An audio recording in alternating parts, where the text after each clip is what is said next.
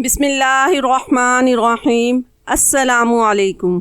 میری شریف اور نیک نند کو پولیس پکڑ کر لے گئی، جبکہ میری نند ڈاکٹر تھی اور غریب لوگوں کا مفت علاج کرتی تھی۔ پولیس والے میری نند کو چھوڑنے کے لیے تیار ہی نہیں تھے۔ انہوں نے میری نند کے ساتھ ایک 70 سال کا بابا بھی قید کیا ہوا تھا۔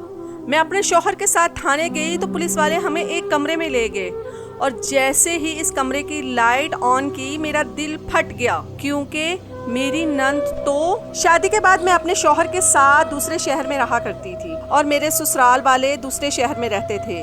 میں کبھی کبھی ان لوگوں سے ملنے جایا کرتی تھی۔ میرے شوہر کا اپنا کاروبار تھا۔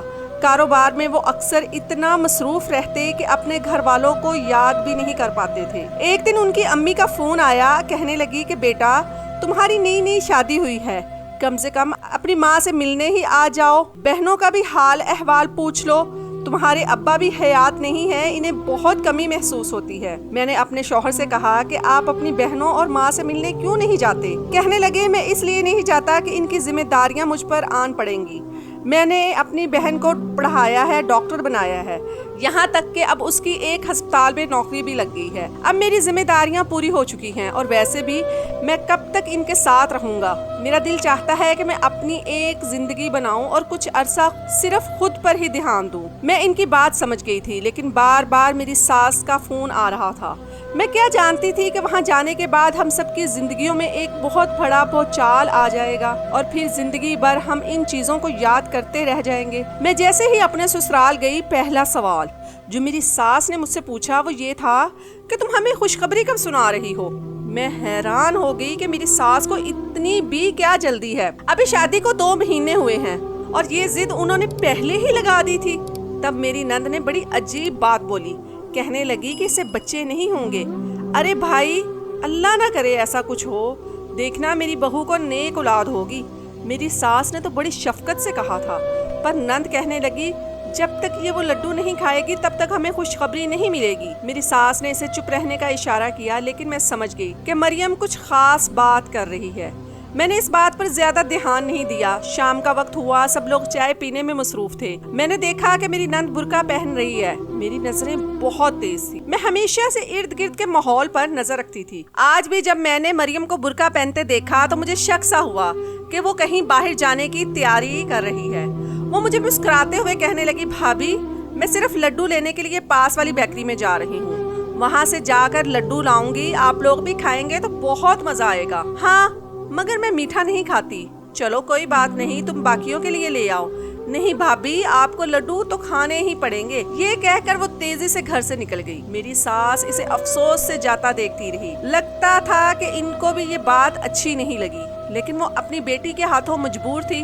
اب میرے سامنے اس کی بھرائیاں تو کر نہیں سکتی تھی، اس لیے میں خاموشی سے بیٹھ گئی۔ تقریباً 2-3 گھنٹے ہوئے ہوں گے کہ میری نند گھر واپس آ گئی۔ آتے ہی اس نے میرے منہ میں لڈو ٹھونسنے کی کوشش کی۔ بھابھی یہ خاص لڈو میں آپ کے لیے لے کر آئی ہوں۔ یہ لڈو حاجی عرفان جی بناتے ہیں۔ حاجی عرفان ہمارے جاننے والے ہیں، ان کے ہاتھ کے لڈو بہت مشہور ہیں۔ ان کے بارے میں تو بہت ساری باتیں مشہور ہیں، لیکن ابھی تک میں نے تو خود نہیں کھا کر دیکھے۔ امی آپ کو یہ لڈو کھانے کی ضرورت بھی نہیں، آپ کی عمر نہیں۔ میری نند نے اپنی ماں کو ٹوکتے ہوئے کہا، کیوں بھئی، لڈو کھانے کی بھی کیا عمر ہوتی ہے؟ میری ساس نے مشکوک انداز میں پوچھا تو نند نے آنکھ سے اشارہ کرتے ہوئے انہیں کہا، امی میں یہ لڈو صرف بھابھی کے لیے لائی ہوں، اور کوئی ان لڈوؤں کو ہاتھ بھی نہیں لگائے گا، میں فریج میں رکھ دیتی ہوں، بھابھی آپ بعد میں کھا لینا۔ میری نند نے مجھے کہہ تو دیا تھا، لیکن میں بھی بڑی چلاک۔ زندگی بھر میں نے کسی پر مکمل اعتبار نہیں کیا تھا۔ میں ہمیشہ کھلی آنکھیں رکھتی تاکہ اگلا بندہ دھوکہ دینا چاہے بھی تو نہ دے سکے۔ بعد میں گلے شکوے کرنے کا کیا فائدہ؟ میں صبح اٹھی، نماز پڑھنے کے بعد میں نے کچن میں جا کر ایک چکر لگایا، کچھ کھانا کھایا اور اسی کو سحری سمجھ کر روزے کی نیت کر لی۔ میں نے اپنے شوہر کو بھی بتا دیا کہ آج میرا روزہ ہے، میں کچھ نفلی روزے رکھتی ہوں، انہیں رکھنے سے ثواب ملتا ہے۔ صبح اٹھتے ہی سب لوگ ناشتے کی میز پر آ گئے۔ میں اپنے کمرے میں بیٹھی رہی، سب لوگوں نے ناشتہ کیا، تب کسی کو میری یاد نہیں آئی۔ تقریباً ناشتے کے 10 منٹ بعد مریم میرے کمرے میں آئی۔ آتے ہی کہنے لگی، ارے بھابھی آپ یہاں بیٹھی ہیں، میں آپ کو پورے گھر میں ڈھونڈ رہی ہوں۔ کیوں؟ تم مجھے کیوں ڈھونڈ رہی تھی؟ میں نے حیرانی سے پوچھا تھا۔ بھابھی آپ کو پتا تو ہے، رات کو میں آپ کے لیے میٹھے لڈو لے کر آئی تھی حاجی عرفان کی بیکری سے، لیکن آپ نے کھائے بھی نہیں۔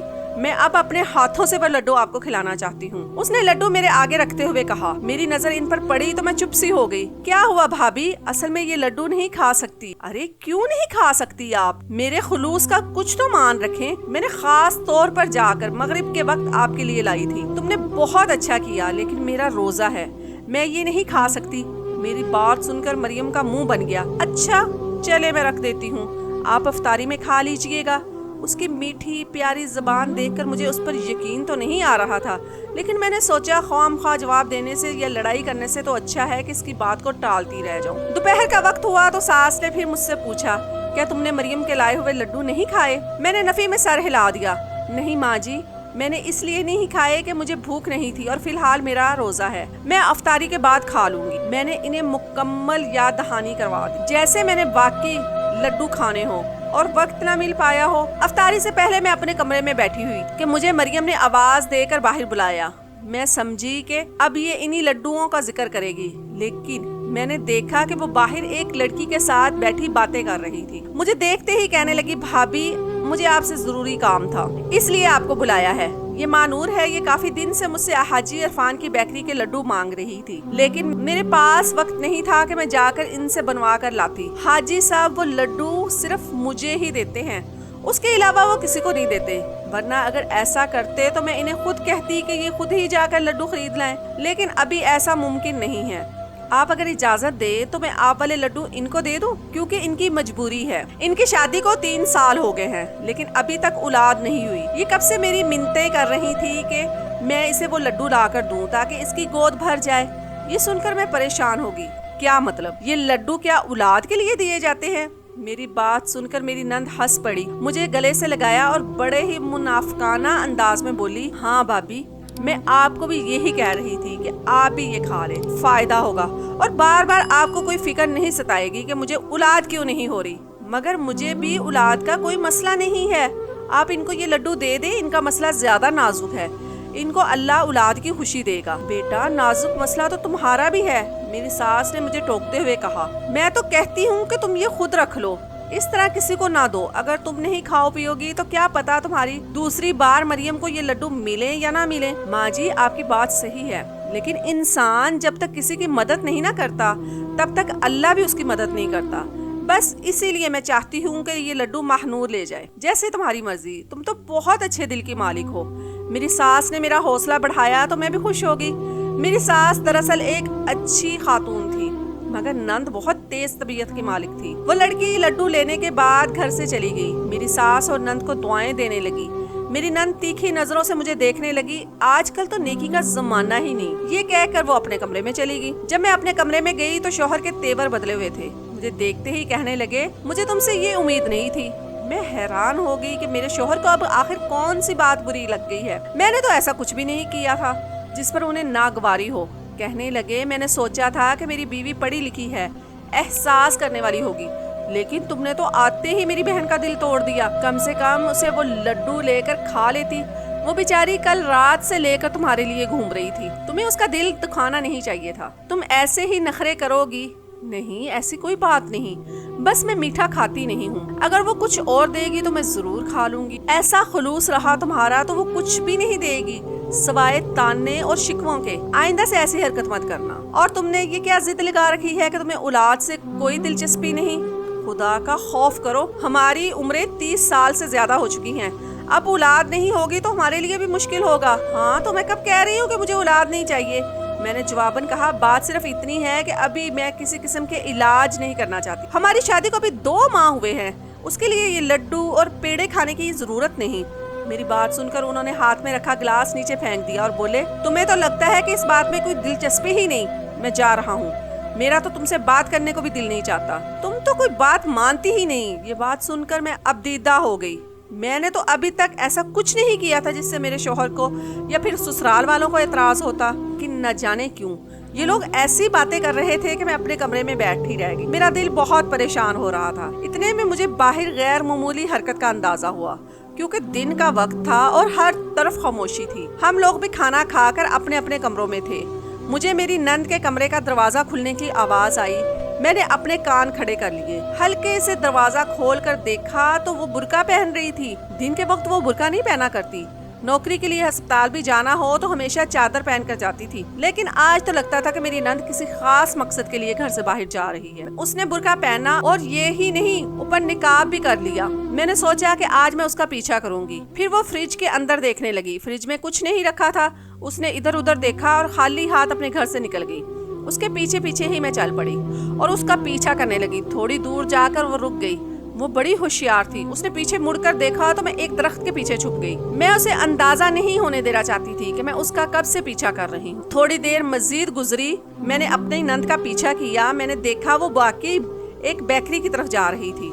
मेरा शक यकीन में बदल चुका था। मेरी नंद पता नहीं क्यों इस बेकरी में जाती थी। पहले तो मगरिब के वक्त जाती थी, मगर आज तो उसने दोपहर के वक्त ही ये काम शुरू कर दिया। मैं हैरान थी कि आज तो उसके पास पैसे भी नहीं हैं। फिर जब वो बेकरी के अंदर दाखिल हुई तो मैंने देखा कि उसने बेकरी के अंदर से कोई चीज नहीं खरीदी। वो बेकरी के अंदर सीधे एक और कमरे में दाखिल हो गई। मैं उसे देख रही थी। अंदर दाखिल होने के बाद वो दरवाजा भी बंद हो गया। मैं बिस्किट लेने के बहाने उस बेकरी के अंदर दाखिल हो गई। मैंने उस आदमी से पूछा कि ये बेकरी कब से चल रही है। वो कुछ घबरा गया। कहने लगा, बीबी जी आप क्यों पूछ रही हैं? आप बिस्किट लेने आई हो या तफ्तीश करने? मैंने कहा, ऐसी कोई बात नहीं, मैं दरअसल इसलिए पूछ रही थी कि बेकरी कितनी पुरानी है। अच्छा ठीक है, आप मुझे आधा किलो बिस्किट दे दें।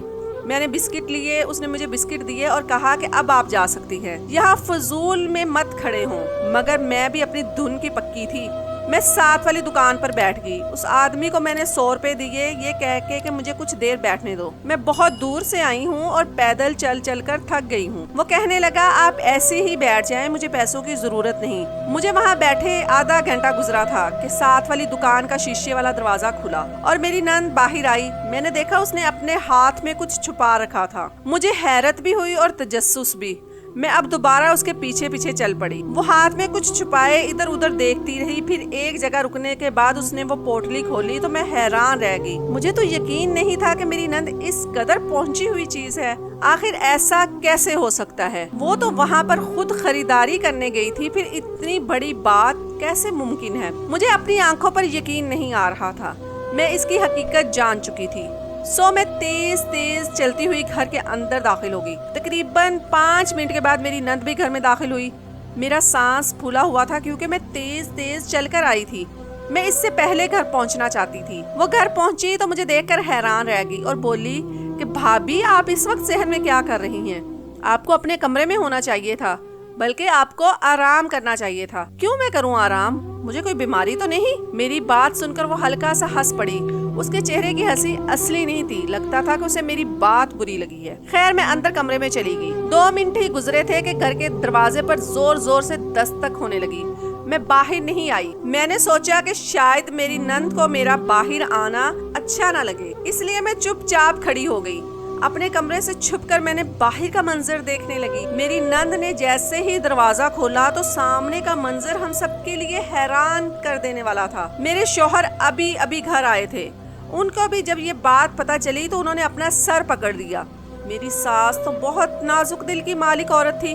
उन्होंने तो देखते ही शोर मचा दिया। हमारे सामने पुलिस के 3-4 सिपाही खड़े थे, जबकि उनके साथ एक गाड़ी भी थी जो कि दरवाजे के बाहर थी। मैं ये सारा मंजर देखकर परेशान हो रही थी। मेरी सास ने पूछा कि ये लोग क्यों आए हैं। उन्होंने आगे बढ़कर मेरी नंद को हथकड़ी लगाई। मैं और मेरा शौहर हक्का बक्का पुलिस वालों को देखने लगे। ये लोग किसी औरत की तजलील कैसे कर सकते हैं? शर्म नहीं आती? बिला वजह मेरी बहन को तंग कर रहे हैं। मेरे शौहर ने गुस्से में पुलिस वाले से कहा, मगर वो किसी की बात नहीं सुन रहे थे। बोला कि आपकी बहन ने बहुत बड़ा जुर्म किया है, इसलिए हम इन्हें पकड़ कर ले जा रहे हैं। मेरे शौहर ने इन्हें बहुत रोकने की कोशिश की, लेकिन वो इसे लेकर चले गए। हम लोग भागते हुए पुलिस मोबाइल तक आए। देखा तो वहाँ पर एक बूढ़ा आदमी भी बैठा हुआ था। उसकी उम्र कोई 60 साल के करीब लगती थी। मेरी नंद इस आदमी के साथ यूं बैठी हुई थी जैसे इसे काफी अरसे से जानती हो। दोनों आपस में बातें कर रहे थे। मेरी नंद ने हमें कहा कि तुम लोग को परेशान होने की जरूरत नहीं, मैं कुछ ना कुछ बंदोबस्त कर ही लूंगी, तुम लोग घर चले जाओ। मैं अपनी नंद की हिम्मत पर हैरान थी। वैसे तो पुलिस वालों को देखकर जान निकल जाती है, पर मेरी नंद बड़ी हिम्मत वाली थी, उसने अभी भी डॉक्टरी वाला कोट पहन रखा था। वो थाने चली गई। मेरा शौहर मेरी मिन्नत करने लगा, बोला कि अपने मामू से कहो मेरी बहन की जमानत करवा दे। मेरे मामू एक थाने में एसपी थे, लेकिन वो थाना तो यहाँ से दूर था, ये उसकी हदूद में नहीं आता था।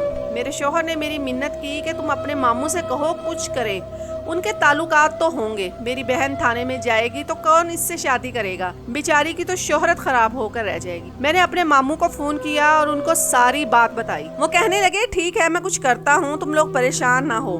शाम का वक्त था, मेरे मामू ने दोबारा फोन किया, कहने लगे कि अपने शौहर से कहो मेरे साथ इसी थाने चलो, मैं इसकी बहन की जमानत करवा कर घर ले आऊंगा। फिर वो दोनों थाने चले गए। थाने जाकर न जाने क्या क्या मामलात हुए। मेरी बहन यानी मेरी नंद वापस घर आ गई। घर आकर वो अपने कमरे में छुप गई। वो बहुत शर्मिंदा थी, हम में से किसी के साथ भी बात नहीं कर रही थी। आज तो उसकी डॉक्टरी का वाला लाइसेंस भी कैंसिल हो गया था। मैं अपने शौहर को देखकर खुद परेशान हो गई। मैंने कहा ऐसा क्या हुआ है जो आपकी बहन को थाने जाना पड़ा? वो जब से मेडिकल की फील्ड में आई थी लोगों की खिदमत करने के लिए आई थी, लेकिन तुम्हें तो पता है अच्छे बुरे लोग हर जगह होते हैं। हाजी अरफान नामी इस माफिया के लीडर ने पहले मेरी बहन को नशे पर लगाया और फिर इसे नशा बेचने पर लगा दिया, और तो और उसने घर के लोगों को भी नशा बेचने की कोशिश की थी। अम्मी भी इसके लाए हुए लड्डुओं की आदी हो गई थी, लेकिन वो लड्डू 1000 रुपए के आधा पाव भी नहीं मिलते थे। अम्मी जान को भी इसने लत में लगा लिया था और सबको यही कहती कि ये लड्डू खाने से औलाद पैदा होती है। लोग डॉक्टर की बात पर यकीन करते, इसलिए हर कोई इसे महंगे दामों लड्डू खरीद लेता था और फिर इसकी आदत पड़ जाती। और तो और मेरी बहन ने इस आदमी से निकाह भी कर लिया है, वो भी हम सबसे खुफिया। मैं तो चाहता हूँ कि इसका निकाह मनसूख कर दूं, पर बहन मान नहीं रही, कहती है कि मुझे मेरे हाल पर छोड़ दो। अब तुम ही बताओ कि मैं क्या करूं? मैं अपनी बहन को उसके हाल पर कैसे छोड़ूं? मैंने अपने शौहर को जवाब में एक बात कही कि पाक औरतों के लिए पाक मर्द और नापाक बदकार औरतों के लिए नापाक और बदकार मर्द होते हैं। आपकी बहन ने जो किया उसे उसका सिला मिला है।